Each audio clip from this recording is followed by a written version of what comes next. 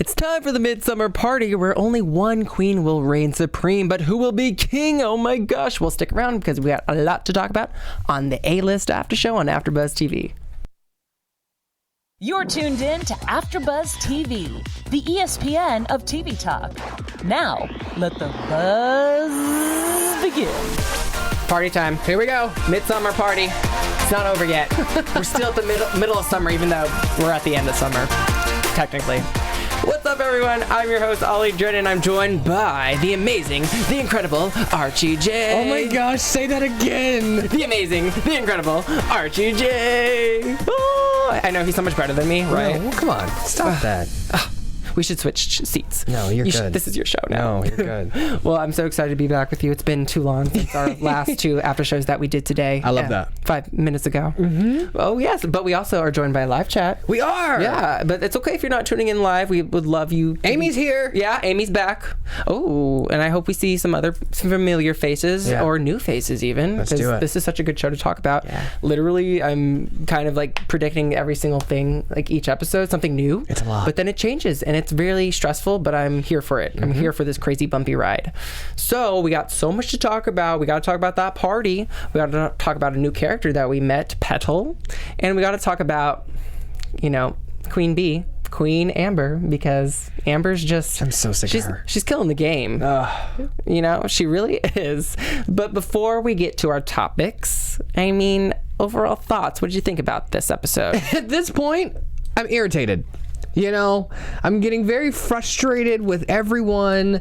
I'm needing some clarity because I feel like as impactful as we have each episode be, I'm left confused. So as a viewer, I'm like, come on, man, let's just get to it. It's driving me up a wall. Yeah. There's no clarity.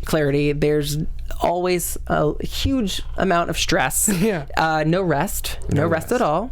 But I will say I'm like the opposite. This was like my favorite episode so far. Really? Yeah, Okay, it's a party. okay. It's a party. It's a party. And it's not as stressful as Midsummer. We were talking, I was like, did you see Midsummer? I haven't. It's this very crazy horror film by the same director from Hereditary. If you know what that is, wild. So this is a perfect, every time I hear Midsummer, I get like little anxious and Midsummer paranoid. Night?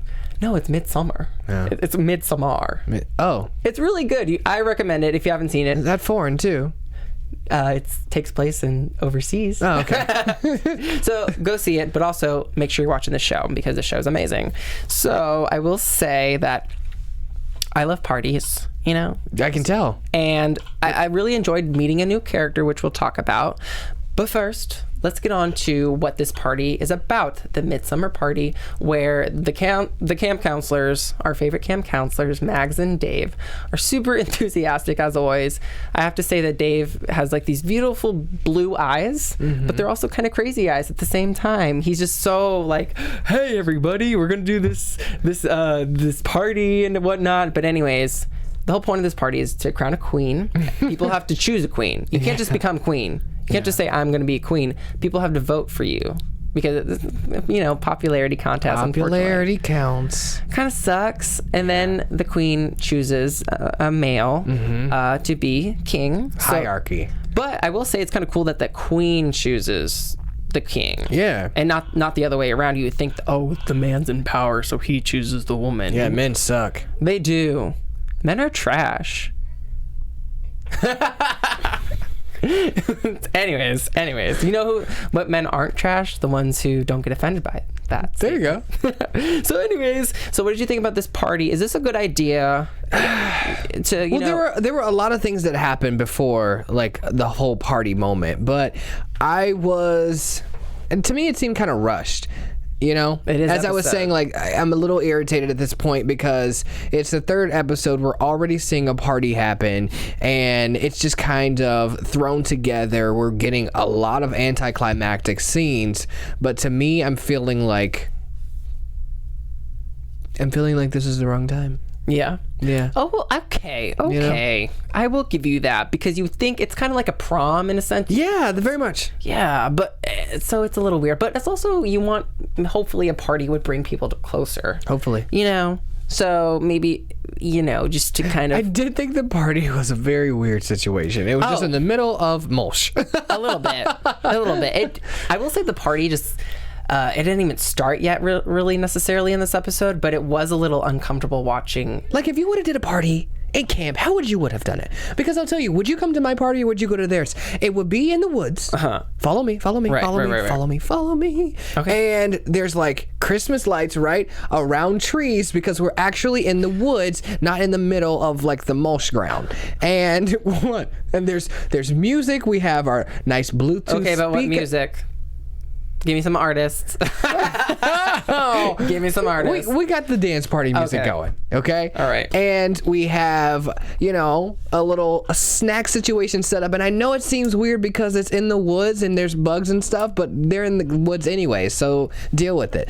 But I just felt like just right smack dead in the middle of the communal area was just a little weird. But to each his own. I'm not the party planner. Maybe the just plugs were more available. Yeah. We have to have plugs. Outlets are Right. They're not going to be necessarily in You're right. unless they get a generator. Interesting. Difficult. Well, let's get into it. Before we get into dig deep into some of these characters and their storylines and meeting some of the new ones, Archie, you got something to tell some of us AfterBuzzers? I do. Where they could help find us and subscribe to us and just get the good information for them. Yeah, so I just want to say thanks for making us the ESPN of TV talk. We love what we do, and we are super appreciative of your support. So with that being said, make sure you take to YouTube where you can find us and watch us live here and catch up when you miss us right here on YouTube. Make sure you like and subscribe so you can get those instant updates, and also comment and join the live chat. And then when it goes to podcasting, make sure you like and subscribe and follow and download over there as well. So we just have to say our appreciation, man, so that we continue to do shows just like this one. So we love you guys, and we love seeing you guys be so enthusiastic in the live chat and in the comments, because the conversation doesn't stop after the live show ends. The conversation keeps going. It does. We look at the comments. Social media, make sure you follow us there. Yeah, follow us, and then talk to us on Twitter about the show, on Instagram, wherever you can find us. And then also, as we said, take to us on the live chat. I want to take to that really quick before we keep jumping back into it. We got Amy Wee who says Dave is creeping her out. Right. Valentina would definitely vote for Mags, and we got some comments saying that I would be the girl who sits in a hoodie and low-key judges everyone at the party. Wow, me too. Hashtag. Honestly. And then the party lights. Love a party with lights, but they attract mosquitoes. Okay, I feel you, Valentina. Ooh, yeah, it's bug biting season 2. Yeah. Well, why don't we get more? Let's get into this? it. Yeah, let's. Okay. First off, I gotta bring up this new character, Petal, who is so cool and interesting because, well, it's not interesting, but it stood out to me that Petal doesn't have an accent. Petal has did you see her as an accent? I don't think she had an accent. I can't recall. She had like a very American accent. I can't recall now. No, that totally stood out to me. And her name's Petal. Like, everyone has like these very Amber. not generic names for anyone who has those names. Sorry. But very common names, I'll say, like Amber. Mia's not that common. Zach, Brendan. The two jocks with very jockey names. Kaylee, a little generic, but we have Petal. Alex. Not even Amber has like an interesting name like that, but maybe to me that read as, okay, Petal, there's something about her that's different from everyone, not only her not having an accent, but I wonder if she has some kind of like ties to the camp. I don't know, she just looks different. She has red hair, she's very eccentric, she's just very, to me, she totally stole my attention this episode. She definitely gives me Camp Fairy. Right. Very mystical. Right. As if this was a cartoon, I would imagine her being like very Tinkerbell-esque. Right. So I definitely feel what you're saying. But when we saw her initially, she was sitting in a tree. There you go. Very, very, that is Tinkerbell all over it. She's hiding her wings. But what's also stood out to me about her is that she has a very like automatic connection with Alex, who so I'm already like shipping them, to be honest. So hopefully something develops with those. I don't know. Okay. I'm just being biased and very queer friendly because I'm very queer. But anyways, let us know what you think about Petal. Amy says Petal is her spirit animal. Yeah. That's a very, very true statement. I love that for you. So I'm hoping that they kind of really explore this relationship between Alex and Petal, because I'm really here for it. Any more thoughts on Petal? No, I'm here for her character development. Okay. All right. Well, I already know that you're here for Jenna's character. You already said I love Jenna. I love Team Jenna. Because Jenna is kind of fed into Mia's plan. I don't know how I felt about this. I was, in a sense, it's almost as if you can take it as like Mia really does want Jenna to win the Queen of Midsummer, but also Mia's just wants to do anything she can to take down Amber and not so much really care about if Jenna wins. Yeah. She just doesn't want Amber to win. So what were your thoughts on this whole storyline with Jenna and Mia? Love it. I mean, we see initially the campaign season is going on, so Jenna is baking all her goods as a Martha Stewart would, and she is out there on the campgrounds giving people brownies and cookies and all that good fun stuff that I would indulge in. But then she sees a nasty side from Amber, who makes it clear that you will not win. So when she gives off that, it ticks off Jenna, and Jenna is perturbed. I'll use that word again today. And she's like throwing stuff, and she's feeling like, I have to win. I have to take her down. That's when Mia comes in her hot girl summer outfit, I will say. Right. And she teams up with her because she says, hey, I want to make sure she loses too. And this is when Jenna says, that is, what did she said, that's very disgusting of, she says very, no, not disgusting. She says that's very petty, but I like it. so I like Jenna. I just pictured you like sipping tea with crumpets when you said that. yeah, petty. Very petty. Better English accent than I have. But yeah, I also think this was the first episode where we got more. We not only were we introduced to Petal, but we were also introduced more into Jenna and what she has to offer. I think she is almost maybe in the same boat as Amber of really wanting to be liked, very power driven, but I feel like she's also, I don't know, I don't want to say she's not authentic, but something about her comes off as not, she's not who she says she is. She's just, it's like the whole popularity she's thing. A bit pompous. Yeah, she's just trying to get everyone's approval, even though if she's not being herself. Yeah, she gives me very Gretchen. Right. But Gretchen, Jenna, right? Yeah, Jenna. Yeah, she gives me very Gretchen. She's just like, my dad is the owner of Toaster Strudel, and I want to make sure everyone likes me. So that's funny. Well, maybe because I said Kaylee was Gretchen. Yeah. But maybe they're both Gretchen. But who's Karen? That would be Kaylee. Very manipulative. She's like, okay. Oh, maybe you're right. You're so right, because Karen's like the little lap dog. Yeah. You're so right. You're so good. Thank you for being here and talking about this amazing show with me. So let's go with the whole delve into more of taking down Amber, even though they didn't succeed in this episode. No, they didn't. Amber wins. Which kind of sucks. But also, it was so weird to see the whole scene with Jenna was freaking out. Remember that? And how everything's fine, but she starts to see the stuff get rotten. And it's like this is why I think Amber's giving people like illusions. Like it's not really real. She's controlling people by making them see what she wants to see. So what did you think about that? Or is Jenna just mind blown, or she's just crazy? What were your thoughts? Because I mean, she did, after everything happened, she thought, she was just like, am I crazy? Did I freak out for no reason? But I feel like this was a clear indication to me that Amber is out of this world and has like a weird power because she can do something. As she had a cup and she put it down next to her things, all of a sudden maggots started growing outside of the cake. In order for maggots to grow outside of the cake, you need to kind of have it already kind of be, it needs to sit there for a second. So I felt like there was a spell that went over the dessert. And then also she touched her arm, and all of a sudden maggots started coming out of the dessert that she had in her hand. So I was just like, yep, Amber's odd. Very delicious. Very yummy. No, it was disgusting. But I was also very more disgusted by some of the dance moves that some of the campers were doing. Yeah, well, later on. I can't judge people. I was like, wow. They do not have the good tunes playing at this party. Oh, so you get up and do something then. Since you have all the dance moves. I'll save that for our next episode, because they really got into it with their moves.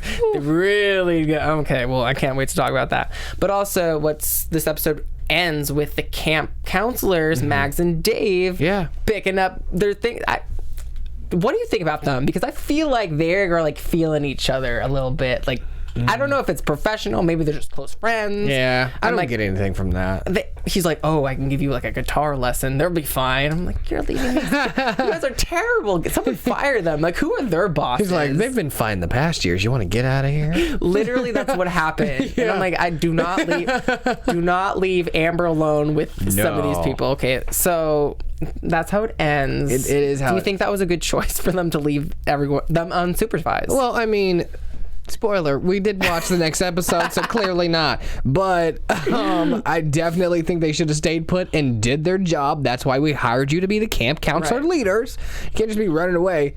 Also, there's only 2 of them. There's only 2 of them. I think there should be at least 1 more. I don't think so, because we're only working with about, what, 12 kids here? Are they certified in like what if we need a medic? What if something goes wrong? Are they certified? Can they give like CPR? Like, we need a nurse. We need a camp nurse. Just saying. I just want these kids to not be safe. I think about their future. I like the concern. You know? Just saying. Good for you.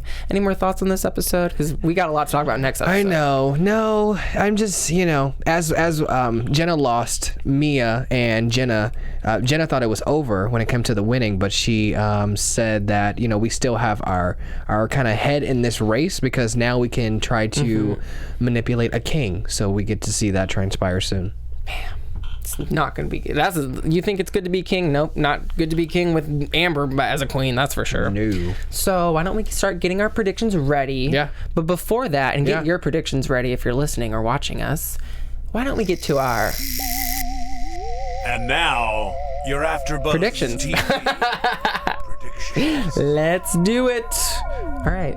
Any thoughts? I mean, we know what happens, but maybe more so forward. Yeah. The prediction that I would have at this point is that we're going to see a lot of discovery with Amber via Petal. Yeah. Via Petal? Okay, Petal. That's what I'm thinking. I feel like Petal has some kind of deeper connection, because she kind of came out of nowhere. She literally did. Yeah, okay, yeah. Right, she just popped out of a tree. Yeah. Like Tinkerbell. But even Jenna kind of came out of nowhere, but Jenna was in the last episode. Yeah. She was there. And I will say, if anyone remembers, was Petal in the photograph in the end of episode 2? That would be good to know, because I actually don't remember if Petal was, I don't remember if Petal was in that photograph that I think happened last year. I don't know. Oh my God. All right. Anything in the chat before we shout out? No. What, you got an MVC? MVC? Okay. Shoot. I will say Petal. I think MVC, our special segment that we do, is most valuable camper. And mine, I'm choosing, is Petal, because she was just so intriguing. Sorry, Jenna.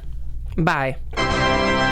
What about you? I gotta go with Mia, just because she was so adamant about taking Amber down, as I'm all about. Which was cool. It was also cool that she was so strong in this episode, yet the focus wasn't solely on her. It was on the other characters, which it was so refreshing, because it's been Mia. Yep. Amber.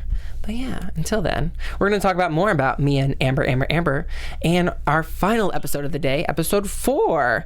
So unfortunately, we have to leave, but we'll be back in like 10 minutes, 5 minutes. So until then, Archie, where can we find you on social media? At Archie Jay Speaks on social media. Woohoo! And of course, I'm your host, Ollie Drennan. Follow me on all social media platforms at Ollie Dreamer, and stay tuned with us in a couple minutes for episode 4 of The A-List. Our founder, Keven Undergaro, and me, Maria Menounos, would like to thank you for tuning in to AfterBuzz TV. Remember, we're not just the first, we're the biggest in the world, and we're the only destination for all your favorite TV shows. Whatever you crave, we've got it. So go to AfterBuzzTV.com and check out our lineup. Buzz you later. The views expressed herein are those of the hosts only and do not necessarily reflect the views of AfterBuzz TV or its owners or principals.